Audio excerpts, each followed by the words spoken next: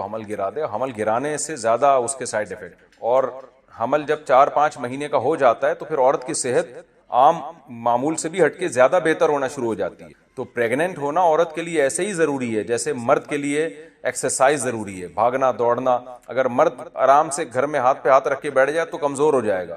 تو یہ سب چیزیں نیچرل ہیں, کیونکہ مرد کو اللہ نے جسمانی محنت کے لیے پیدا کیا, وہ نہیں کرے گا تو مرے گا وہ. تو اسی طرح عورت کا ولادت کے عمل سے گزرنا یہ اس کی نیچر کا حصہ ہے. تو اس سے آپ کی صحت خراب ہونے کے بجائے بہتر ہونا شروع ہو جائے گی. تو اپنے میاں کو منع کریں اس فضول کوشش سے, اور ڈاکٹر سے بھی مشورہ کر لیں. گائنی کی کوئی اچھی ماہر ڈاکٹر ہو اس سے بھی مشورہ کر لیں, اور ایک ڈاکٹر سے کبھی مشورہ نہ کیا کریں.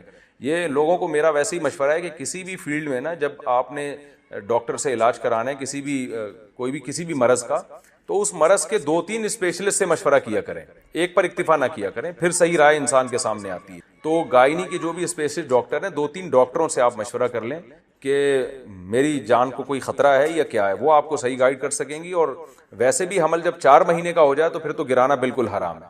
4 مہینے سے پہلے اگر خدا نہ خواستہ آپ کو مرنے کا خطرہ ہے تو پھر تو گرا سکتی ہیں. نارملی 4 مہینے سے پہلے بھی جب حمل ٹھہر گیا تو پھر گرانا جائز نہیں, کیونکہ انسانی زندگی اب اس سے متعلق ہو چکی ہے. اب ہارٹ بیٹ پیدا ہو جاتی ہے بچے میں, تو اس کو بھی گرانا جائز نہیں ہے. وہ بھی ایک انسان ہے جس کی یعنی ایک ایسا جرثومہ ہے جس کو انسان بننے کے لیے اللہ نے سلیکٹ کر لیا. اب زندگی کا حق اس سے متعلق ہو گیا ہے, تو اس کو بھی اب گرا نہیں سکتے. تو مذہبی لحاظ سے یہ پابندی ہے, اور صحت کے لحاظ سے بھی آپ کو نقصان ہوگا اس میں.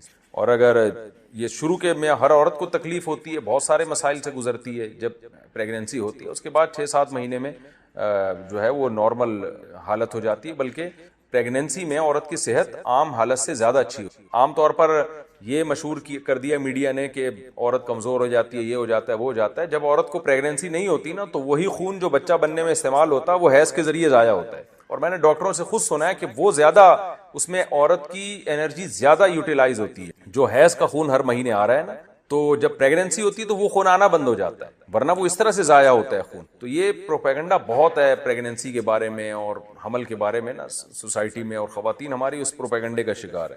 تو صحت مند زندگی عورت چاہتی ہے تو اس کو یہ ولادت کے عمل سے اور بچہ پیدا کرنا, بچے کو فیڈ کرانا, یہ اسی طرح ضروری ہے جیسے مرد کے لیے بھاگ دوڑ کرنا. تو نہیں کریں گے تو وہ عمر بھی کم ہو جائے گی, موٹاپا بھی آئے گا, اور 20 قسم کی نفسیاتی بیماریاں پیدا ہوتی ہیں. یہ ساری پھر عورت کے لوازمات میں سے, کیونکہ نیچرل ہے یہ.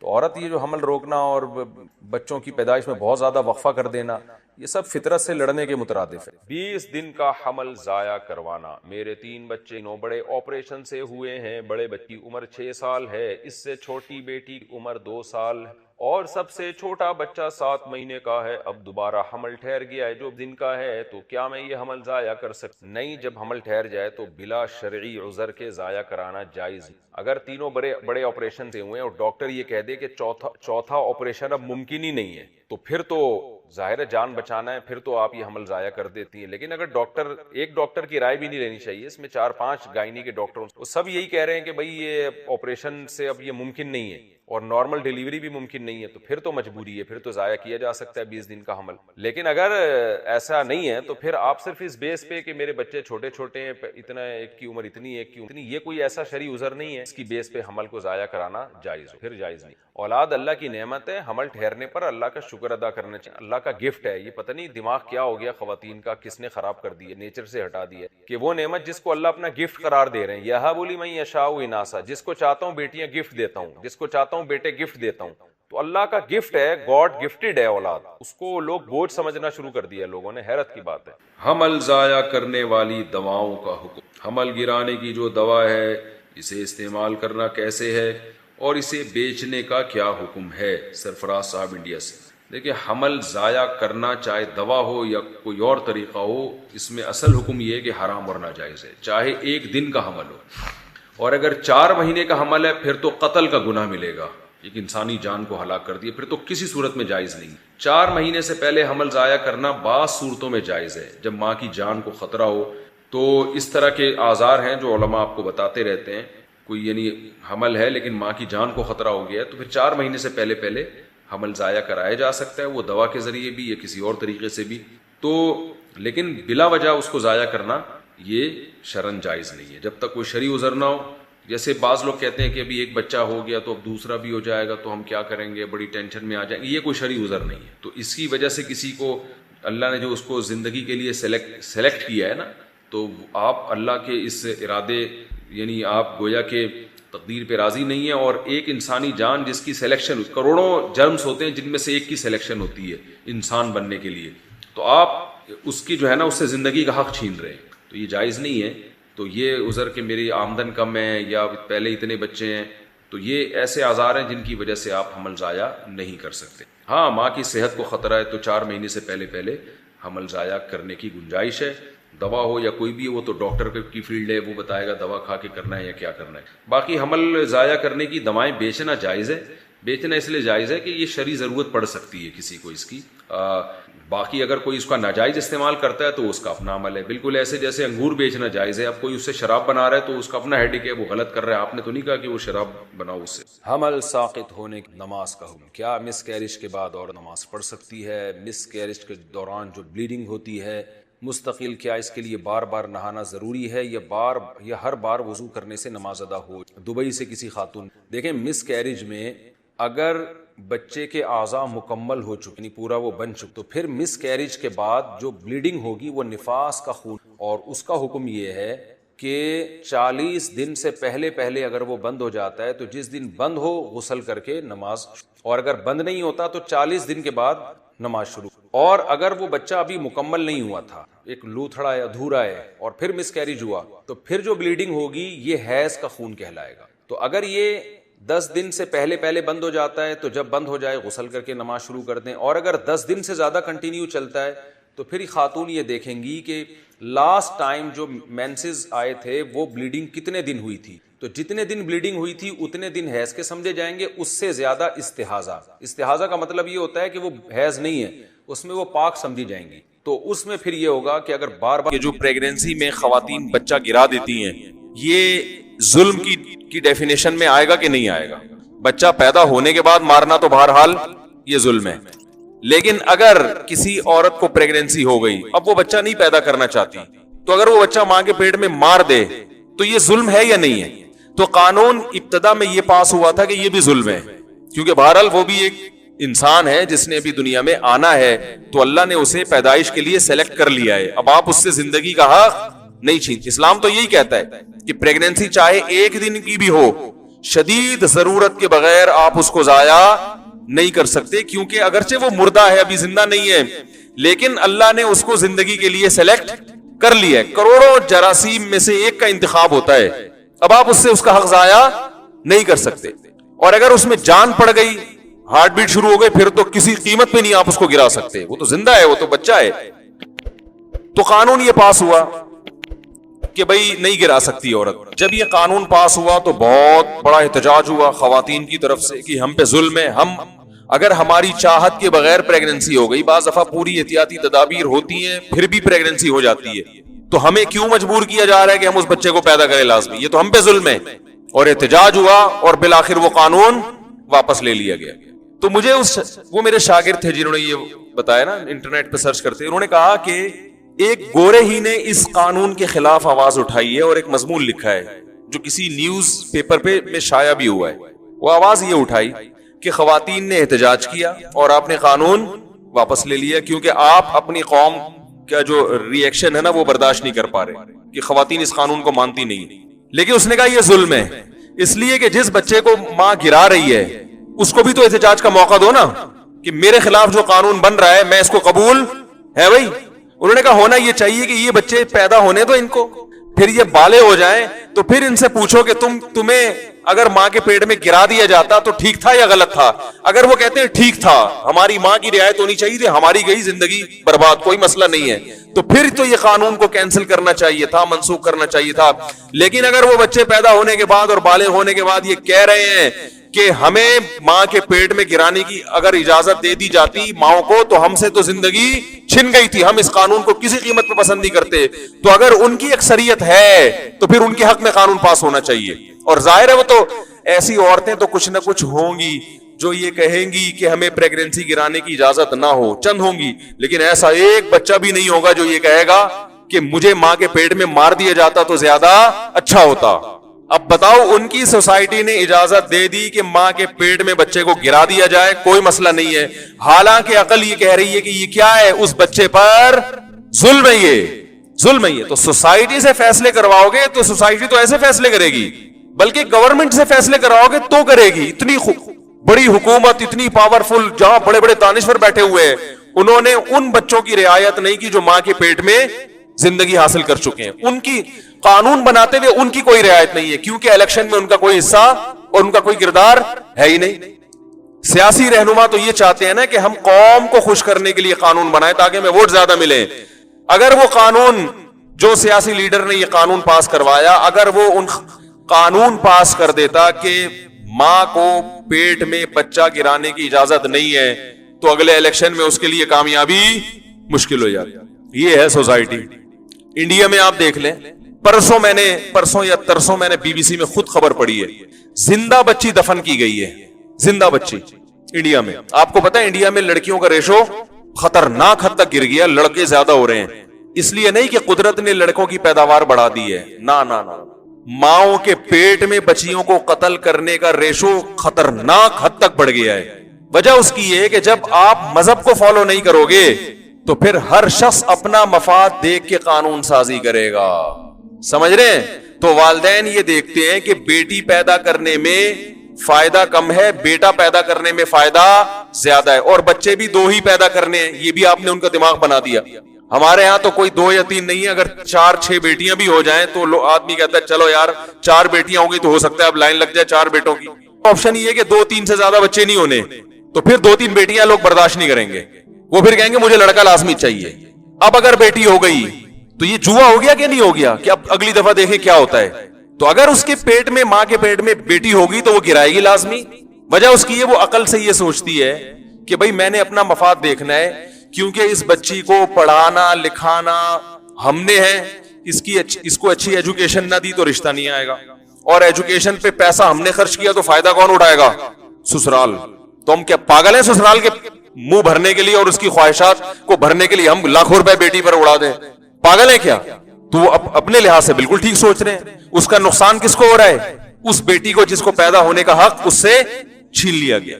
اور بعض دفعہ یہ ہوتا ہے کہ پیدا ہونے کے بعد اس طرح سے قتل کر دیا جاتا ہے کہ کیس نہ بنے. تو جلد بازی میں بوڑھے آدمی نے, یا کوئی بھی جوان تھا, بوڑھا تھا واللہ عالم, اس نے جلد بازی میں نا کہ بیٹی کا اس کو لگا کہ مر گئی ہے, ابھی مری نہیں تھی, اور اس نے کمبخت نے لے جا کے دفنا دیا اس کو. وہ بعد میں کسی نے کھود کے نکالا, کہا یہ تو زندہ ہے, وہ بچ گئی وہ بچی جو ہے. تو یہ جو جرم ہو رہا ہے معاشرے میں, بتاؤ یہ مذہب سے بغاوت کا نتیجہ ہے یا نہیں ہے؟ دنیا کا کوئی قانون اس جرم کو ختم کر سکتا ہے کیا؟ کوئی نہیں. یہ پولیس سے ختم کروانا ممکن نہیں ہے, کیونکہ پولیس یہ کرے گی نا, خود اس کے اپنے گھر میں یہ ہو رہا ہوگا, وہ خود اپنی بیوی سے کہہ رہا ہوگا کہ بیٹی ہے تو گرا دو اس کو. اس لیے کہ جب معاشرے میں اس کا کوئی بڑا کردار ہی آپ نے اس کو ختم کر دیا, صرف کمانا ہی اور ایجوکیشن ہی دنیا کی سب سے بڑی ضرورت ہے, تو وہ کہیں گے یار ہم سارا خرچہ اس بیٹی کے اوپر کریں اور فائدہ کس کو ہوگا؟ سسرال کو. تو پاگل ہے ہم سسرال کے لیے اتنی محنت کریں, ہم بیٹے پہ خرچ کریں گے فائدہ ہمیں ہوگا, اور وہ ہے بھی کمزور, اور ہے بھی آپ کے پاس 2 آپشن, 2 سے زیادہ کرنے نہیں ہے. تو یہ سب اللہ کے قانون کو نہ ماننے کے دنیا کے عذابات ہیں جو آ رہے ہیں دنیا میں. سمجھ رہے ہو نا؟ اللہ نے کہا کہ آپ کو اس میں چھیڑ چھاڑ کی اجازت نہیں ہے. اجازت آپ کو 2 ہو 3 ہو 4 ہو 10 ہو, یہ میرا کام ہے کتنے دینے میں نے, بیٹیاں دینی ہے بیٹے دینے, یہ میرا, مجھ پہ چھوڑ دو. اے اللہ اگر ہم تجھ پہ چھوڑ دے اور تو نے مجھے 10 بیٹیاں دے دی تو میں کہاں جاؤں گا؟ سوال یہ پیدا ہوتا ہے نا. اللہ کہیں گے کوئی بات نہیں, تجھے اگر 10 دیے نا تو ممکن ہے تیرے کسی کزن کو یا تیرے کسی بھائی کو میں 10 بیٹے دے دوں, تو ان کے رشتوں میں مشکلات بولو نہیں ہوں گی. صحیح ہے نا؟ جتنی بیٹیاں ہوں گی اسی حساب سے لڑکے پیدا ہوں گے. اور دوسری بات اللہ سے ہم پوچھتے ہیں کہ اللہ ہم اگر اتنی بیٹیاں ہو جائیں گی تو اللہ ان کا خرچہ کون اٹھائے گا؟ ہم ان کو اتنی تعلیم دیں گے, فائدہ کون اٹھائے گا؟ سسرال. تو اللہ کہتے ہیں کہ تمہارے ذمے اس کی تعلیم نہیں ہے, اس کی تعلیم اس پہ خرچ وہ کرے گا جس نے اس کو بیوی بنا کے لے کے جانا ہے.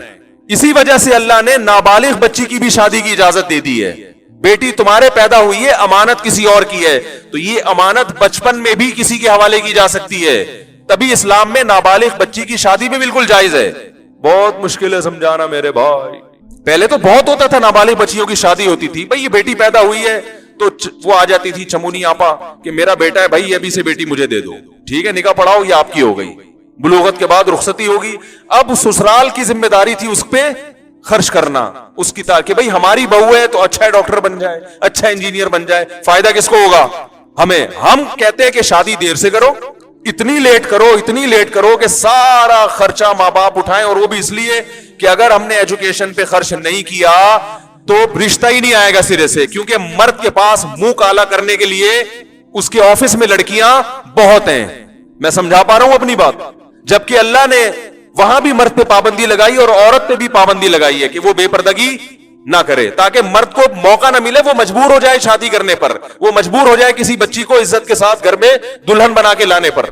तो मजहब की बगावत, कहते हैं ना एक झूठ छुपाने के लिए 100 झूठ बोलने पड़ते हैं। जब इन लोगों ने, गैर मुस्लिम ममालिक ने मजहब की बगावत की लिबरल बनने के चक्कर में, तो उस बगावत के नतीजे में जो फसाद आए ना, हर फसाद के साइड इफेक्ट से बचने के लिए कोई दूसरा गलत कानून बनाया, फिर उसके साइड इफेक्ट से बचने के लिए तीसरा गलत कानून, और वो गलत दर गलत होता चला जा रहा है। इसका कोई हल नहीं है सिवाय वो जो इस्लाम ने दिया है। समझ में आ रही है मेरा ख्याल है बात? इस्लाम ने बेहतरीन हल दिया, नाबालिग बच्ची की भी शादी हो जाएगी। बाप अगर देखेगा कि ये लड़का मेरी बेटी के लिए इंतहाई सूटेबल है, ये बहुत अच्छा खानदान है, अभी से बुकिंग करा दो भाई, ये तुम्हारी अमानत है। और होता है, मैं गिलगित गया तो वहां मुझे एक आलिम ने बताया कि भाई मेरी बच्ची जब पैदा हुई है तो मेरी जो बहन थी उसने कहा दिया भाई ये मेरे बेटे की हो गई। ये क्या हो गई? मेरे बेटे। तो कह रहे मैंने निकाह तो नहीं किया, क्योंकि निकाह करने में नुकसान ये था कि अगर वो लड़का बाद में सही ना निकला, वो पता चला वो छुट्टे लगा रहा है बैठ के, या वो तालीम ही हासिल नहीं कर रहा, तो फिर मेरे पास बाद में नो का ऑप्शन भी रहे। तो हम भी मशवरा देते हैं कि भाई निकाह ना करो, क्योंकि वो लड़का फिर बाद में खराब भी हो सकता है। पहले जमाने में खैर गालिब थी, खराब होने के चांसेस कम थे, तो सहाबा तो नाबालिग बच्चियों का निकाह करते थे। लेकिन आजकल मसला ये है कि वो पता नहीं क्या निकले बड़ा होगा, माहौल बहुत खराब है ना। और हम इस जमाने में ये भी नहीं तरगीब देते कि नाबालिग बच्ची को कहीं तय कर दें। पहले से तय करने में भी नुकसान है, क्योंकि मंगनी तोड़ना भी एक मुसीबत है, बाद में वो मखनचू निकला। लेकिन इतना तो है कि बच्ची जब बालिग हो रही है, बुलूगत की दहलीज पे पहुंच गई है, तो आप उसकी सारी जिम्मेदारी किस पे डाल दो? ससुराल पे डाल दो। बोला ये आपकी, मैंने अपनी भांजी का ऐसा ही निकाह करा किया है, 8वीं पढ़ चुकी थी वो, 8वीं में 13 साल उम्र थी, तो हमारे ही भांजे का रिश्ता आया, मुझसे मशवरा, सारे खानदान ने मुखालफत की, नहीं मैट्रिक तो करने दो अभी बेचारी को, अभी तो बच्ची है। मैंने कहा भाई देखो, अगर वो लड़का समझदार है और खानदान समझदार है, उन्हें पता है कि बच्ची है, इस पे ज्यादा बोझ नहीं डालना। समझदार ही नहीं है ससुराल, वही जाहिल है, जैसे कि बहुत सारे होते हैं आजकल, फिर तो 40 साल में भी नहीं करनी चाहिए। तो मैंने कहा फिर अगर अच्छा रिश्ता आया, हदीस में क्या आता है, इंकार मत करो। उनको भी पता है कि बच्ची है भाई, उस पर ऐसा ना उससे 18 रोटियां पकवा रहे हो हैं, और उससे जैसे होता है बास घरों में, वो समझते हो कि भाई अभी इससे इसी हिसाब से डील करना है। तो मैंने कहा फिर रुखसत कर दो। रहा मसला कि भी तो मैट्रिक भी नहीं किया, तो भाई वो जो हमारा भांजा है, हम उससे बोल देंगे तुम्हारी बीवी है भाई, अगर तुम चाहते हो कि तुम दुनिया को फखर से बताओ मेरी बीवी डॉक्टर है, तो इसको मेडिकल कॉलेज में आप दाखिला दिलवा देना अपने खर्चे पे। और अगर आप चाहते हो कि आपकी बीवी बिल्कुल पढ़ी लिखी ना हो, सिर्फ घर के अंदर ही महदूद रहे, तो आप 8वीं के बाद 9वीं पढ़ाने की भी, 9th में भी एडमिशन की जरूरत नहीं है। और अगर आप चाहते हो कम से कम इंटर तो हो, तो इंटर करा देना, क्योंकि फायदा आपने उठाना है। तो आज से खर्चा किसका होगा? आपका होगा। समझ रहे हैं कि नहीं समझ रहे? ये इस्लाम है। अब जो मेरी भांजी थी ना, उसके वालिद बेचारे रोजाना 12 किलोमीटर उसको स्कूल लेके जा रहे थे, करीब में कोई अच्छा स्कूल नहीं था। रोजाना बाप की जिम्मेदारी थी, सुबह खुद भी मदरसे जाना है पढ़ाने के लिए, बच्ची को पहले 12-13 किलोमीटर बाइक पे लेके जाएंगे, वहां स्कूल में छोड़ना है, फिर शाम को स्कूल से, क्योंकि अकेली बच्ची को इस तरह इतनी दूर कन्वेंस में भेजना भी बड़ा एक यानी एहतियात के खिलाफ, इतनी मेहनत बाप कर रहा है। तो बाप की मेहनत हल्की हो गई कि नहीं होगी? मैंने कहा अब ये मेहनत कौन करेगा? इसका मियां करेगा। उसको बोलो ये जिम्मेदारी उठाने के लिए तैयार हो तो बच्ची देंगे, वरना पतली गली से निकलो। पेड़े खाने वाले हमें पसंद नहीं है, काम कुछ भी ना हो, बैठ के पेड़े खाएं। आजकल ससुराल वाले बैठ के पेड़े खा रहे हैं, खाली रेडीमेड दुल्हन चाहिए जो सब कुछ कर चुकी हो, हर लिहाज से फिट फाट हो, और ये बैठ के अब क्या खाएं? पेड़े। ये नहीं है इस्लाम में। तो इस कल्चर को प्रोमोट करें, मेरा मकसद ये है, ठीक है ना? इस कल्चर को क्या करना है। और अल्हम्दुलिल्लाह उसकी शादी हो गई, 8वीं के बाद ही हो गई। हमने तो फिर पूछा भी नहीं कि मैट्रिक करा दिया भाई, अब मियां बीवी का आपस का मसला है, म्यूचुअल अंडरस्टैंडिंग से अगर वो डॉक्टर बनाना चाहे, ठीक है ना, डॉक्टर बना दो, इंजीनियर बना दो, पीएचडी करा दो, जो मर्जी कराना है, हज करा दो, उम्रा करा दो, मौलवन बना दो, आलिमा बना दो, तुम्हारी हेडेक है। तुम्हारी बीवी इज्जत, बीवी की इज्जत से किसकी इज्जत है भाई? पढ़ी लिखी होगी तो लोग तुम्हारी इज्जत करेंगे। माशाल्लाह भी साहब की जो बेगम है वो खुद बहुत बड़ी साहिबा है, तो अब ये तुम्हारी हेडेक है। और अगर होम मेकर बनाना है तो घर में रखो उसको। तो माशाल्लाह उनकी 4-5 साल हो गए मेरा ख्याल है शादी को, बड़ी हंसी खुशी जिंदगी गुजर रही है। अल्लाह और उनको खुशियां नसीब करे। तो हम तो इस किस्म के डिजाइन है हमारा, और ये ऐन इस्लाम है। ये क्या है? तो आप भी ऐसे ही किया करें। समझ रहे कि नहीं समझ रहे? ऐसे ही किया करें, ये इस्लाम। वरना नहीं करेंगे तो फिर गलत पे जाएंगे, फिर उस गलत के साइड इफेक्ट को सही करने के लिए और गलत, फिर और अंजाम वही होगा जो गोरों का हुआ है। अंजाम क्या होगा? वही, और नतीजा फिर नस्ल रोकने पर मजबूर हो गए आप। जैसे इंडिया में हो रहा है, कह रहे हैं नहीं पैदा करो भाई, बड़ी टेंशन है, बड़ी शादी तो होती नहीं है, और गर्लफ्रेंड का कल्चर इतना आम कर दिया कि वो तो अब मुआशरे में बुरा समझा ही नहीं जाता। हमें तो याद है बचपन में कोई गर्लफ्रेंड किसी की हो तो लोग थूकते थे उसके ऊपर, अबे शर्म नहीं आती, तो बुरा आदमी है मुआशरे का, मुंह छुपाता फिरता था। निकाह को लोग पसंद करते थे, अब तो गर्लफ्रेंड होलसेल के हिसाब से। और एक गर्लफ्रेंड होगी, एक लड़की का फोन आया कि मेरा बॉयफ्रेंड था, शादी के लारे रप्पे दिए हुए थे। बड़ी बेचारी रो रही थी ना, शादी के लारे रप्पे दिए हुए उसने, और नतीजा अब लोग मुझे क्या कहते हैं, देखो इन टॉपिक को छेड़ता है। जवान आदमी कर ही रहे, ये यही कुछ तो कर रहा है वो जवान आदमी जो है आजकल कर क्या रहा है, इसी में तो बर्बाद कर रहे हैं अपनी सलाहियतों को। तो मैं यहां बैठ के और क्या आपके सामने बयान करूं भाई?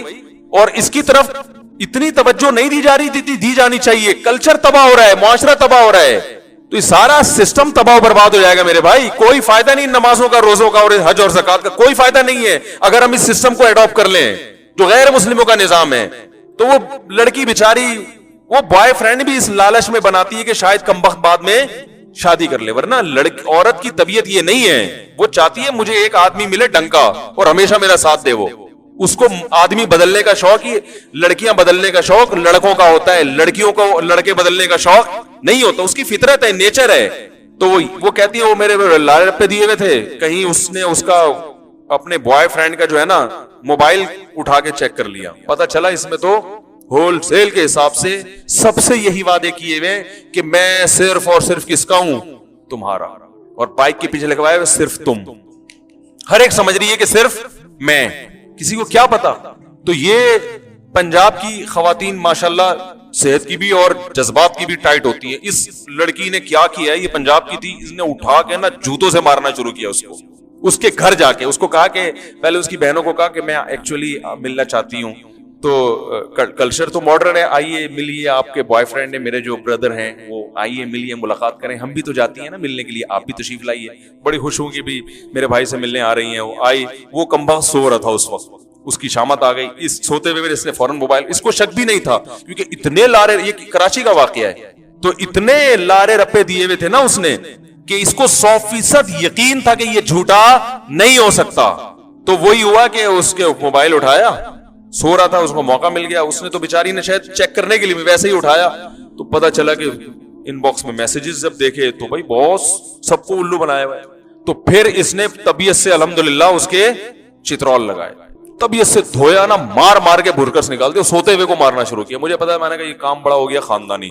अच्छा, फिर अभी कहानी खत्म नहीं हुई है। उस बंदे को एहसास निदामत हुआ, वो रोया, मुझे गलती हो गई, मुझे माफ कर दो, और इतना वो उसने किया कि ये समझ बैठी कि अब क्या हो गया, सच्ची मुच्ची में तौबा कर ली है। बाद में फिर बाइक पे किसी लड़की के साथ जाते हुए देखा इसने।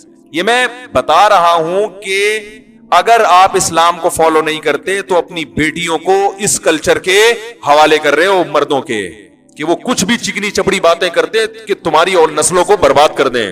इंडिया में एक खातून है, बॉलीवुड से उनका बड़ा गहरा ताल्लुक है, नाम नहीं बताऊंगा मैं।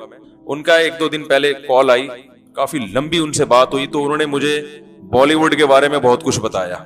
वो बॉलीवुड की कोई मशहूर शख्सियत हैं, रही नहीं है, हैं अभी भी। उन्होंने बताया कि मैंने खवातीन की आजादी, हालांकि वो खुद भी एक आजाद खातून है, आजाद ख्याल खातून है, उन्होंने कहा कि मुफ्ती साहब, मैंने खवातीन की जो आजादी यहां देखी है تو مجھے جتنا یقین ہے نا کہ یہ آزادی کے نام پہ کس طرح لڑکیوں کو برباد کیا جا رہا ہے، اتنی معلومات شاید آپ کو نہیں ہو. صرف لیبل ہے، اسکرٹ پہننا اور بغیر اس یعنی فٹنگ کے کپڑے اور یہ سب، مردوں کے ساتھ اختلاط اور گھر میں کوئی روک ٹوک نہیں ہے. انہوں نے کہا اس آزادی سے برباد عورت ہو رہی ہے. اس نے کہا میں نے یہ بہت ظاہر ہے وہ تو اس فلم انڈسٹری سے اس کا تعلق ہے نا بڑا گہرا. انہوں نے کہا یہ میں نے اپنی آنکھوں سے دیکھا ہے، یہ سب بکواس ہے. وہ کہتی ہے کہ میں تو اس پورے عمل سے گزر کے یہاں تک پہنچی ہوں. میں لڑکیوں کو کہتی ہوں گھر کی چار دیواری سنبھالو، جا کے نہ ہو اس فیلڈ میں، گھر کی چار دیواری سنبھالو، یہ برباد کر دیں گی تمہیں یہ زندگی. تو جن کو اللہ نے سمجھ دی ہے نا، عقل دی ہے، وہ یہ سب چیزیں جانتے ہیں. عقل ہی اندھی ہو جائے، انسان اپنی آنکھوں پہ پٹیاں باندھ لے تو پھر تو اس کا کوئی حال نہیں. تو میں یہ عرض کر رہا تھا کہ اگر سوسائٹی کو فالو کرو گے، سوسائٹی SOCIETY، اگر اس کو فالو کرو گے آپ، تو پھر یہ ہوگا کہ ماؤں کے پیٹ میں بچیاں قتل ہوں گی. عرب کیا کرتے تھے، ان کو پریگننسی گرانا نہیں آتی تھی اور یہ پتہ بھی نہیں چلتا تھا کہ ماں کے پیٹ میں بیٹی ہے یا بیٹا، الٹرا ساؤنڈ کا کوئی سسٹم نہیں تھا، تو وہ انتظار کرتے تھے پیدائش کا. جب پیدا ہو گئی، بیٹا ہے تو ٹھیک ہے، بیٹی ہے تو کیا کرتے تھے، دفن کراتے تھے جا کے. میں نے وہ قبرستان مکہ میں دیکھا ہے جہاں بیٹیوں کو زندہ دفن کیا جاتا تھا. اور آپ دیکھیں کوئی معجزہ کیا ظاہر ہوا ہے کہ وہ سعودی عرب نے تو آپ کو پتا ہے تمام نشانیاں ختم کر دی، کہیں بلڈنگ بنا دی.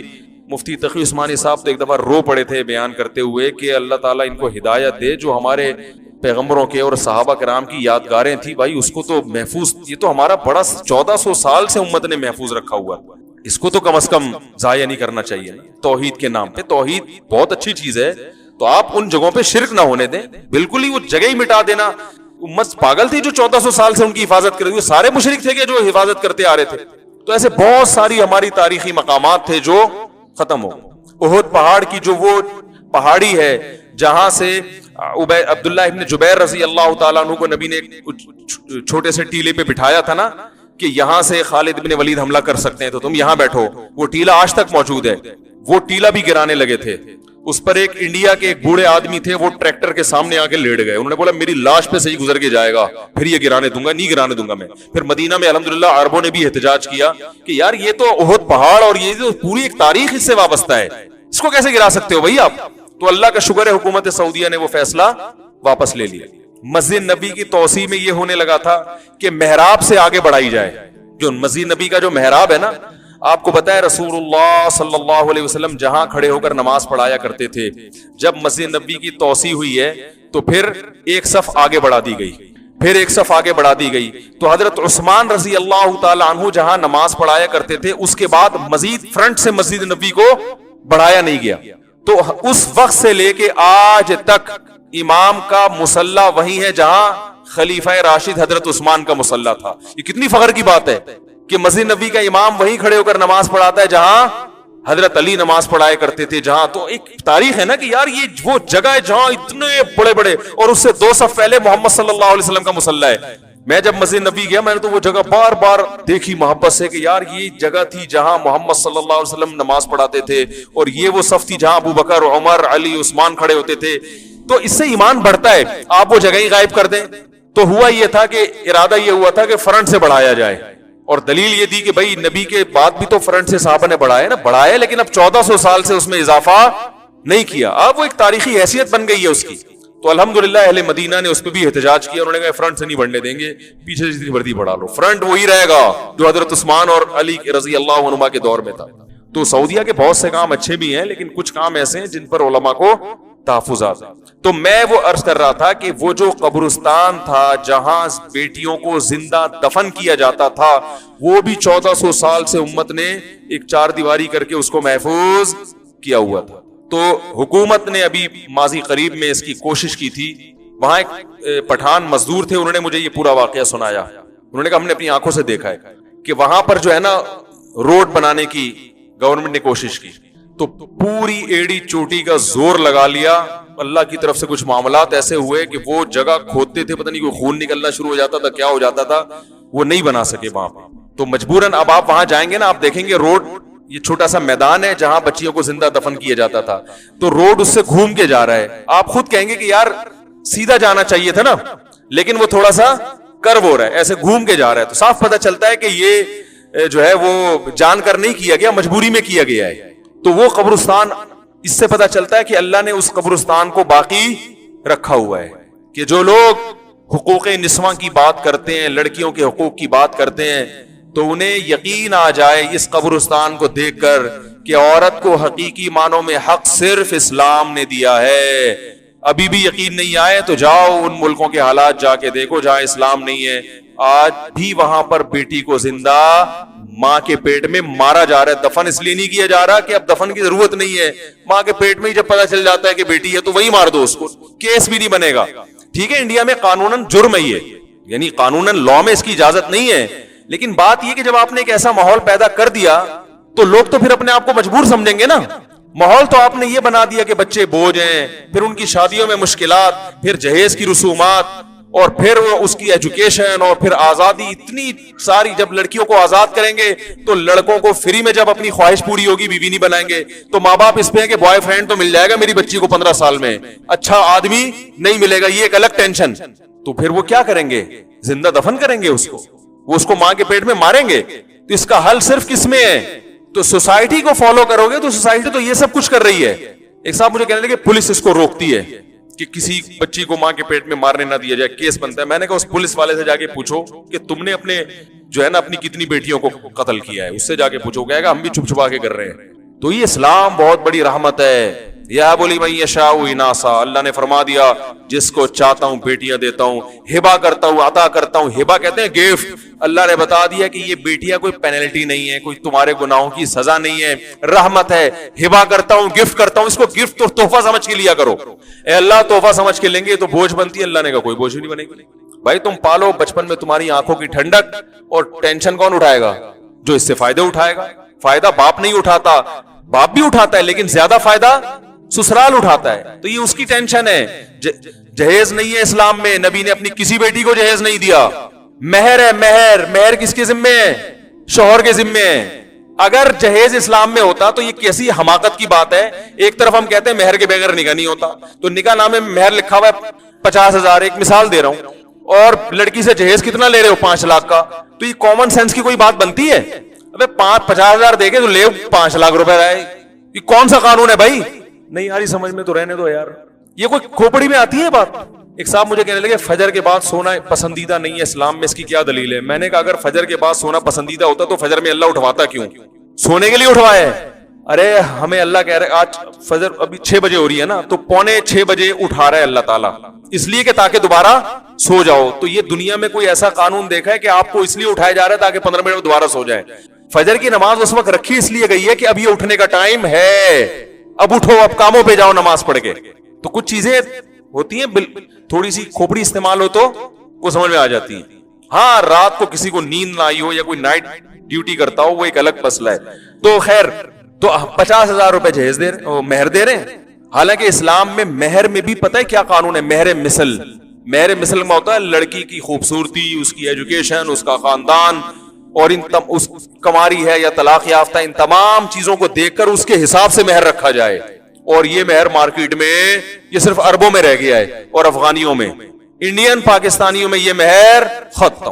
اب مہر کیا ہو رہا ہے؟ 25,000، 10,000، وہ بھی موجل بعد میں ادا کیا جائے گا. ایک صاحب میرے پاس آئے کہ میری بیوی کا مہر 25 روپے تھا، اس کا انتقال ہو گیا ہے تو میں دے سکتا ہوں. بوڑھے آدمی تھے. میں نے کہا 25 روپے؟ کہہ رہے ہیں یار 1948 میں شادی ہوئی تھی، 25 روپے کی بڑی ویلیو تھی. میں نے کہا اب اس تکلف کی کیا ضرورت ہے یار؟ خام خواہ میں مہر بھی دے دو گے اور آخرت میں سوال بھی نہیں ہوگا ہے. تو اب نہیں دو تاکہ آخرت میں سوال تو ہو نا. 25 روپے دو بھی دو گے اور آخرت میں اللہ پوچھے گا کہ یار یہ 25 روپے کیا ہے، تو آپ کہو گے بھائی طے یہی ہوا تھا. تو فرشتے کچھ کہیں گے، پھر بولیں گے جب طے یہی ہوا تو ہم کیا کریں بھائی، اب تو یہی طے ہوا. کیا خیال ہے؟ میں نے کہا چھوڑیں بڑی دیں، تھوڑا سا چترول بھی کھا لیں تاکہ بیوی تھوڑی سی خوش ہو جائے گی. تو 50 اچھی خاندانی لڑکیاں ہیں، مہر کیا ہے 50,000، 20,000. لڑکا کما رہا ہے 2 لاکھ، 3 لاکھ، 4 لاکھ، مہر کیا رکھ رہا ہے؟ ارے 1 مہینے کی تنخواہ تو کم از کم. مہر کا تو بنیادی مقصد تھا کہ تمہاری جیب سے جب خرچہ ہوگا تو ایک تو یہ پتا چلے گا تم واقعی انٹرسٹڈ ہو شادی کرنے میں. فری پھوکڑ میں نہیں. فری پھوکڑ میں تو ہر آدمی ہر چیز قبول کر لیتا ہے. روکڑا جیب سے نکلے گا تو پتا لڑکی کے باپ کو یقین ہو جائے گا ہاں بھائی یہ انٹرسٹڈ ہے اور یہ رکھنے کے لیے کر رہا ہے، چھوڑنے کے لیے نہیں کر رہا. تو کم از کم 1 مہینے کی تنخواہ تو رکھو میرے بھائی، کم از کم، مرے سے مرا. ایک مہینے کی تنخواہ تو دائیں بائیں ہلے نا, کچھ ہو گیا یار, کچھ ہوا ہے, ایسے 25,000 روپے 1,500 روپے یہ مہر چل رہے ہیں مارکیٹ میں. اور لڑکی والے دے کے آ رہے ہیں 5 لاکھ کا جہیز, کم از کم غریبوں کی بات کر رہا ہوں میں. اور پھر جو الگ ساری زندگی سسرال سے دب کے رہنا, یعنی لڑکی والوں کا سسرال سے دب کے رہنا داماد سے, وہ داماد جوتے کی نوک پہ رکھ رہا ہوتا ہے. میں نیو کراچی میں تھا نا, تو وہاں گجراتی لوگ ہیں, وہ تو انڈین کلچر ان کے ہاں بہت زیادہ ہے نا, کیونکہ وہ کافی بعد میں مائگریٹ کر کے آئے. وہ مجھے کہنے لگے ہمارے یہاں جب کسی کو گالی دینی ہوتی ہے نا, بد دعا دینی ہوتی ہے, ہم کہتے ہیں اللہ کرے کہ تو میرا سسر بن جائے.